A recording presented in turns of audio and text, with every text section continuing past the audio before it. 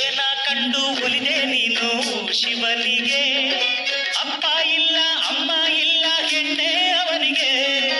ಏನ ಕಂಡು ಒಲಿದೆ ನೀನು ಶಿವನಿಗೆ, ಅಪ್ಪ ಇಲ್ಲ ಅಮ್ಮ ಇಲ್ಲ ಹೆಣ್ಣೆ ಅವನಿಗೆ.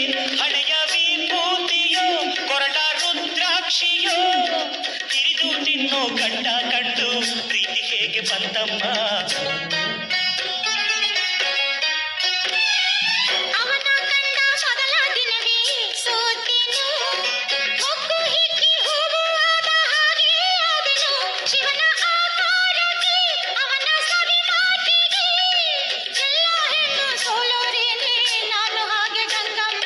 ಗೌರಮ್ಮ ನಿನ್ನ ಗಂಡ